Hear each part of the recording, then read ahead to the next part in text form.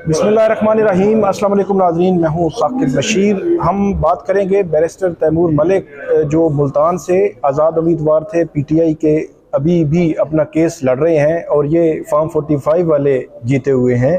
Form 47 वाले assembly में पहुँच चुके हैं। ये बड़ा अनफॉर्चुनेट है, लेकिन अभी तक ये जंग लड़ रहे हैं। दीगर जो कैंडिडेट्स हैं हम उनसे भी बात करेंगे। बैरिस्टर तैमूर मलिक साहब, ये बताए कि आप वहाँ पे मुल्तान हाई कोर्ट में भी हमने देखा कि जो बेंच है लाहौर हाई कोर्ट का मुल्तान में, वहाँ पे भी गए इनिशली, फिर यहाँ इलेक्शन कमीशन में भी आए। थोड़ा सा दोबारा बता दीजिएगा, केस आपका है क्या? बड़ा सॉलिड केस है आपका, और इलेक्शन कमीशन उस पर क्यों नहीं अभी तक किसी जो हतमी नतीजे पर पहुँच सका? आपने जिस तरह कहा जी, मेरा तो बड़ा सिंपल केस है और मेरे हल्के में तो मैं बारहा ये कह चुका हूँ कि धांधली भी ठीक तरह से नहीं हुई इनसे। मेरा 8 तारीख की रात को मैं इलेक्शन ये जीत चुका था। 9 की सुबह हमें उम्मीद थी कि हमारी जीत का नोटिफिकेशन मिलेगा, लेकिन हमें आरओ के दफ्तर में घुसने ही नहीं दिया गया, कंसोलिडेशन का हिस्सा ही नहीं बनने दिया गया। उसके बाद अगले दिन मैं आरओ के ऑफिस गया और कोई 11 घंटे के करीब मैं आरओ के दफ्तर में मौजूद रहा, ये कहता रहा कि मेरा कानूनी हक जो रिकाउंट का है वो मुझे दिया जाए, और उसकी मैंने बाकायदा रिटन दरख्वास्त भी दी। और गिलानी साहब के बेटे, एक नहीं 3 बेटे भी वहाँ पे मौजूद थे। हमें आरओ ने सिर्फ दूर से उनके पास जो फॉर्म 45 थे वो दिखाए, हमें ना रिकाउंट का हिस्सा बनाया गया ना कंसोलिडेशन का हिस्सा बनाया गया, और वो एप्लीकेशन इन राइटिंग रिजेक्ट कर दी गई, जो कि वो कानूनी तौर पे कर ही नहीं सकते थे। मैं इस Lahore high court Multan bench किया, उन्होंने बड़े मेरे मुफस्सिल आर्गूमेंट सुने। जनूबी पंजाब के जितने उम्मीदवार एग्रीव्ड थे वो भी वहाँ मौजूद थे। मैंने बहस की उस चीज़ के ऊपर, पूरा दिन फैसला रिजर्व रहा। अगले दिन लाहौर बेंच का जो फैसला आया नदफी साहब का, उसी के तनाजुर में उन्होंने कह दिया कि जी आप भी इलेक्शन कमीशन जाएँ। हम इलेक्शन कमीशन आ गए। हमने 12 तारीख को इलेक्शन कमीशन में फ़ाइल की। 13 को हमें बगैर बताए हेयरिंग लगा दी गई और सुन लिया गया। तो जो वहाँ पे जूनियर वकील, बगैर बताए मतलब आप, हमें नोटिस ही नहीं आया। अच्छा, नोटिस। और जो वहाँ वकील मौजूद था, कोई एक जूनियर, उसने खड़े होकर कहा कि जनाब उम्मीदवार और वकील दोनों इस वक्त यहाँ मौजूद नहीं है, तो उन्होंने 20 तारीख डाल दी। अच्छा, हम फिर 20 को गए कि जी इतने दिन गुजर गए हैं, हम तो जितने दिन पढ़ेंगे उतना हमें डर है कि जो भी और चीज़ें होनी है वो होती रहेंगी। 20 तारीख को खैर हम पेश हुए। उन्होंने कहा कि जनाब गिलानी साहब को नोटिस करें, आरओ को नोटिस करें कि रिपोर्ट दें, और अगले एक दिन छोड़ के 22 तारीख के लिए फैसला रख लिया और दोबारा हेयरिंग रख ली। 22 तारीख को हम दोबारा गए और 22 तारीख को हमने जाके उन्हें, हमारा केस ही नहीं लगा हुआ था कॉज लिस्ट में, हालांकि ओपन कोर्ट में मेरे साथ बाबर अवान साहब, शोएब शाहीन, अली बुखारी, फैसल चौधरी सब पेश हुए थे। तो 22 को जब कॉज लिस्ट में नहीं था तो मैंने फिर बेंच को अप्रोच करके कहा कि जनाब मुझे तो कहा गया है आज केस लगना है, आपकी कॉज लिस्ट में नहीं है। खैर उन्होंने सबसे आखिर में मेरा केस लगाया, शायद लगाना पड़ा, फिर सुना और फिर ये किया कि जी मैंने इस्तदा ये की कि इतना थोड़ा फ़र्क है, पाकिस्तान का सबसे कम फ़र्क है। 2 दफ़ा फॉर्म 47 जारी हो चुका है। पहले फॉर्म 47 के मुताबिक 293 वोटों का फ़र्क था। दूसरे फॉर्म 47 जिसमें भी गलतियाँ हैं 104 का सिर्फ फ़र्क है।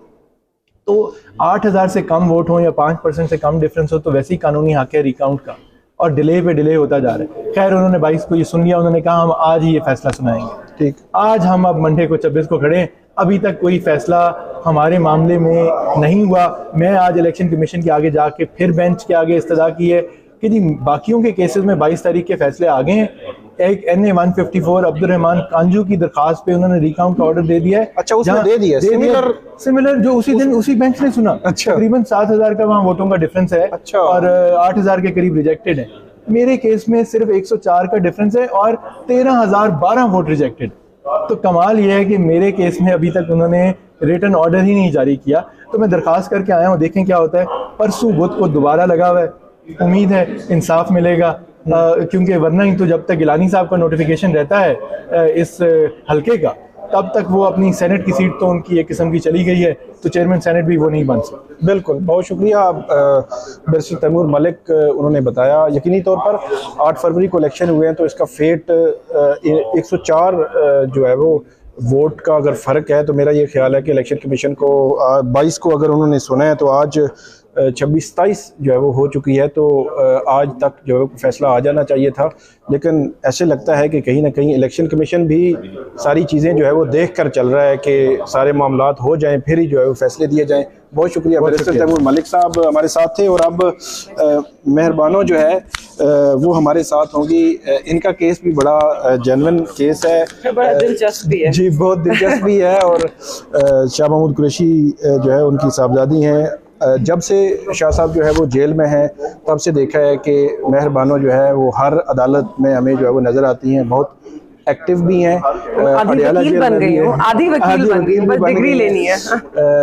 जेल में, अडियाला जेल में भी तकरीबन तमाम समातों में मौजूद होती रही हैं पहले भी, अभी फिर इलेक्शन लड़ा है तो इलेक्शन के बाद फिर इनको खुद जो है वो अदालतें जो है वो उनके चक्कर लगाने पड़ रहे हैं। वो चाहते हैं कि अब मैं इलेक्शन लॉ की भी एक्सपर्ट बन जाऊं। हाँ जी, ताकि मुकम्मल हो जाए मेरी तालीम। देखिए केस बड़ा ही मेरी नज़र में बड़ा सिंपल है। मेरे हल्के में अब आप देखिए फॉर्म 45 के मुताबिक मैं 5,900 इस तरह कुछ ऐसे वोटों से जीत चुकी हूँ। ठीक, मुस्तरद वोट है 4,500 4,200 500 के करीब। जी जी। फॉर्म 47 पे हम देखते हैं मुस्तरद वोट जो है 16,500 है, और जो मेरे मद्दे मुकाबिल हैं पीपल्स पार्टी के नुमाइंदे वो जो है वो 6,500 वोट या 6,000 वोट से जीत रहे हैं। अच्छा, ठीक, तो ये सबसे दिलचस्प नुकता नहीं है, इससे भी ज्यादा दिलचस्प नुकता है। मैंने अपने एमपीए से कहा कि भैया आप अपने फॉर्म 47 दे। हमने उनके फॉर्म 47 देखे तो उनके दोनों के मिला के रिजेक्टेड वोट जो है ना दोनों एमपीएस के वो 5,000 के नीचे नीचे बन रहे हैं। ठीक, फॉर्म 47 पे उनके फॉर्म 47 पे। ठीक है, जो लगता है कि जैसे फॉर्म 45 पे मेरे जितने हैं ना उसी के लगभग हैं। तो मुझे हमने ये सवाल आज ईसीपी में पूछा कि जी जब आप ये देखते हैं कि वहां पर इतने हैं, फॉर्म 45 पर मेरे इतने हैं, तो फॉर्म 47 में जो 16,500 रिजेक्ट हुए हैं, आप आरओ साहब से पूछिए कि वो रिपोर्ट दें कि इतनी भारी तादाद में वोट रिजेक्ट क्यों हुआ है। क्योंकि अब वो जो वोट रिजेक्शन है वो विक्ट्री मार्जिन का डबल है, बिल्कुल डबल से भी थोड़ा ज्यादा है। तो हमें तो लगता है कि ये थोड़ा सा मशकूक अमल लग रहा है, क्योंकि पूरे मुकम्मल फॉर्म 45 मेरे पास मौजूद है। ना सिर्फ वो, मैं एक पोलिंग स्टेशन पे गई, वहाँ पे एक माहौल था, लोगों को पता था आप इलेक्शन जीत गए हैं। एक आप देख लेते हैं ना, पता चल जाता है। और उससे सबसे ज्यादा मजे की बात है कि गिलानी साहब को भी पता है कि वो हार गए हैं। वो चौधरी निसार अली खान जो है पिंडी से, उन्होंने परसों एक स्पीच की है, तो उन्होंने जाहिर सी बात हमें पता है इस्लामाबाद और पिंडी डिवीजन की जो नशिस्तें हैं उस पर क्वेश्चन है, तो उन्होंने ये बात बड़ी इंटरेस्टिंग बात ये की कि जो मुबारकें लेने वाले हैं और ये देने वाले हैं दोनों शर्मिंदा फिर रहे हैं कि हम कर क्या रहे हैं। बिल्कुल। तो अभी क्या इलेक्शन कमीशन में क्या हुआ? तो इलेक्शन कमीशन में आज उन्होंने नोटिस किया है एक तो रिटर्न कैंडिडेट को कि वो भी आए अपना मौक़िफ़ पे, और आरओ से रिपोर्ट तलब की है इन्हीं रिजेक्टेड वोट के ऊपर कि 16,500 वोट कैसे रिजेक्ट हुआ है। बहुत बड़ा नंबर, बहुत बड़ा नंबर। मेरे ख्याल में पाकिस्तान में सबसे हाईएस्ट रिजेक्टेड में से दूसरे नंबर पे होगा या पहले नंबर पे होगा। 16,000 मैंने नहीं सुना किसी हल्के में 16,000 रिजेक्टेड। और जिसके मुझे बताइए कौन से वोटर्स थे जो एमपीए की सफेद पर्ची पे सही वोट लगा रहे थे और एमएनए की सब पर्ची पे उन्हें भूल गया वोट कैसे देना है। तो ये सारी चीजें ना ये इस बात को मशकूक करती हैं। एक उजलत में जल्दी जब रात को वाजे हो गया कि हम जीत रहे हैं और नतीजों को तब्दील करने की कोशिश की गई, तो उजलत में ये सब हुआ है। और आखिरी चीज जो इस सबसे मजेदार है, हमने सारे पोलिंग स्टेशन की जो स्कीम आई फॉर्म 48 की, और हमने अपने फॉर्म 45 से जब उसको कंपेयर किया तो हमने एक पैटर्न निकाला है। 40 के लगभग पोलिंग स्टेशन हैं जहां से पूरी जो 12,000 रिजेक्टेड वोट का फर्क है ना, वो हमने आइडेंटिफाई कर लिया है किस स्टेशन से कितना वोट, 400 वोट एक पोलिंग स्टेशन से मेरे रिजेक्ट हुए। अगर मुझे एक पोलिंग स्टेशन पे 450 वोट पड़ा है, 50 रह गया है, 400 रिजेक्ट। कहीं पे 650 है या 700 है, 100 छोड़ दिया है, 600 रिजेक्ट कर दिया है। और ये पूरे जो 12,000 है ना, हमने उसकी अकाउंट कर दिया हमने इन 41 पोलिंग स्टेशन से। तो मुझे उम्मीद है कि इलेक्शन कमीशन ऑफ पाकिस्तान ये सब देखेगी और इसे झुटला नहीं पाएगी और इंसाफ करेगी। कब समाअत है इलेक्शन? 6 तारीख को। बहुत शुक्रिया, थैंक यू। मेहरबानो जो है उन्होंने बताया कि उनके साथ क्या बीती है 8 फरवरी से लेकर अब तक जो है वो। अब हम नेक्स्ट वीडियो में बात करेंगे इस्लामाबाद के हल्के जो है वो भी, उन पर भी क्वेश्चन इसलिए भी है कि जिस जगह हम खड़े हैं ये जगह भी उसी में आती है। तो इलेक्शन कमीशन यहाँ इस्लामाबाद में जो कुछ हुआ है इसको भी मानने के लिए तैयार नहीं है। आइंदा वीडियो में हम बात करते हैं। आप हमारे साथ रहिएगा, कमेंट कीजिएगा, फीडबैक दीजिएगा। बहुत शुक्रिया।